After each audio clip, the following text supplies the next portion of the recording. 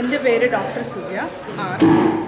District veterinary center പത്തനംതിട്ടയിലെ veterinary സർജനായിട്ട് ഇപ്പോൾ ജോലി ചെയ്യുന്നു.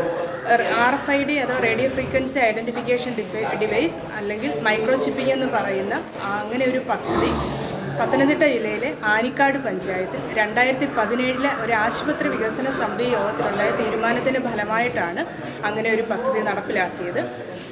നിലവിൽ മൃഗസംരക്ഷണ വകുപ്പിൻ്റെ കീഴിൽ അമൃതധാര ഗോശാലയിൽ ഇത് സംബന്ധിച്ചുള്ള ട്രെയിനിങ് നടന്നുകൊണ്ടിരിക്കുകയാണ്. RFID സംബന്ധിച്ചുള്ള വിശദാംശങ്ങളാണ് ഈ പറയാൻ ഉദ്ദേശിക്കുന്നത്. RFIDയിൽ മെയിനായിട്ട് ഉപയോഗിക്കുന്ന മൈക്രോ ചിപ്പ് അഥവാ RFID ഡിവൈസ് എന്ന് പറയുന്നത് ഇതിന് ഒരു ലോക്ക് സിസ്റ്റം ഉണ്ട്, ഒരു നീഡിൽ, ഒരു സിറിഞ്ച്, ക്യാപ്പുണ്ട്. ഈ നീഡിലിനകത്താണ് മൈക്രോ ചിപ്പ് സ്ഥാപിച്ചിരിക്കുന്നത്.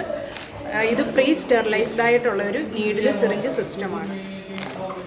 അതേപോലെ ഈ മൈക്രോ ചിപ്പിലെ നമ്പർ റീഡ് ചെയ്യുന്നതിനായിട്ട് ഒരു റീഡറുണ്ട്.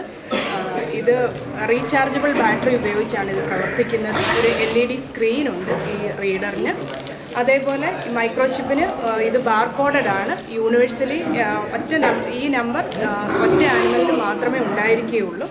ഇതിലുള്ള 15 അക്ക നമ്പർ റീഡർ ഉപയോഗിച്ച് നമുക്ക് റീഡ് ചെയ്യാവുന്നതാണ്. ചിപ്പിംഗ് ചെയ്യുന്നതിന് മുൻപായിട്ട് മൈക്രോ ചിപ്പ് നീഡിലുള്ള മൈക്രോ ചിപ്പിലെ നമ്പറും ബാർകോഡ് സ്ലിപ്പിലെ നമ്പറും സെയിം ആണെന്ന് ഉറപ്പുവരുത്തേണ്ടതാണ്. ഇതിൻ്റെ ഭാഗമായിട്ട് റീഡർ ഓൺ ചെയ്ത്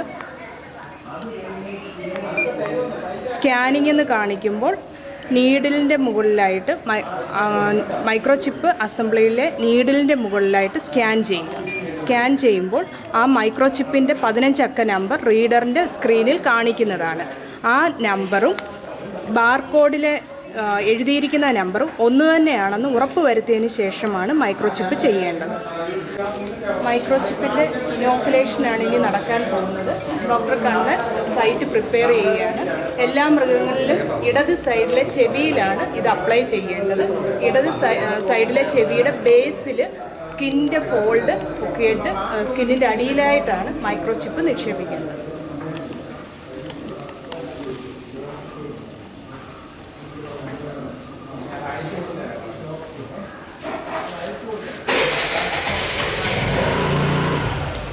മൈക്രോ ചിപ്പിൻ്റെ പാക്കറ്റ് പ്രീ സ്റ്റെറിലൈസ്ഡ് ആണ്. ഈ പാക്കറ്റ് സൈറ്റ് പ്രിപ്പയർ ചെയ്തതിന് ശേഷം ഓപ്പൺ ചെയ്യുക. ഓപ്പൺ ചെയ്യേണ്ടത് പീലെന്ന് എഴുതിയിരിക്കുന്ന പാർട്ട് വേണം ഓപ്പൺ ചെയ്യാൻ.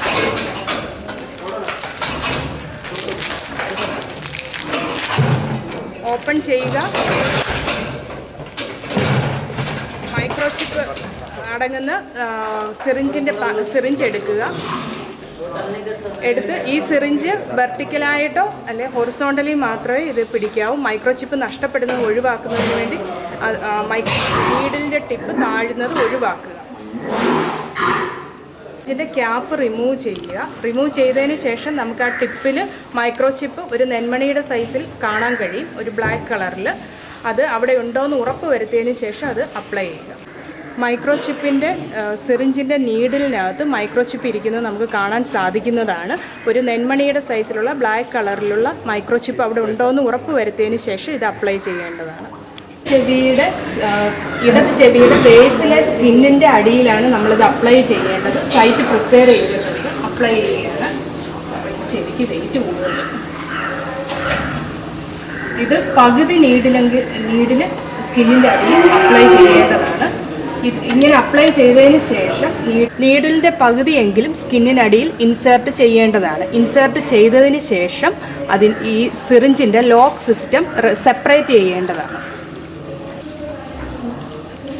ലോക്ക് സിസ്റ്റം സെപ്പറേറ്റ് ചെയ്തിട്ടുണ്ട്. ഇതിന് ശേഷം പിസ്റ്റൺ ഫുള്ളി പുഷ് ചെയ്യേണ്ടതാണ്. പുഷ് ചെയ്തതിന് ശേഷം നീഡിൽ പുറത്തേക്ക് എടുക്കാവുന്നതാണ്. നമ്മുടെ വിരൽ കൊണ്ട് നമുക്ക് മൈക്രോ ചിപ്പ് ഫീൽ ചെയ്യാവുന്നതാണ്. അപ്ലൈ ചെയ്തിരിക്കുന്ന സ്ഥാനത്ത് ഒരു നെന്മണിയുടെ സൈസിലുള്ള മൈക്രോ ചിപ്പ് നമ്മുടെ കൈ കൊണ്ട് ഫീൽ ചെയ്യാവുന്നതാണ്.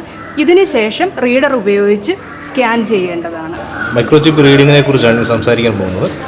ഇതാണ് മൈക്രോ ചിപ്പ് റീഡർ.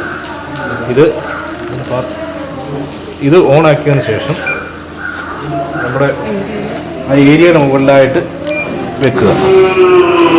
അപ്പോൾ ഇത് ആ സംഖ്യ റീഡ് ചെയ്ത് കാണിക്കും. അതായത് ടാഗിൻ്റെ നമ്പർ ഇതിൽ റീഡ് ചെയ്ത് കാണിക്കും.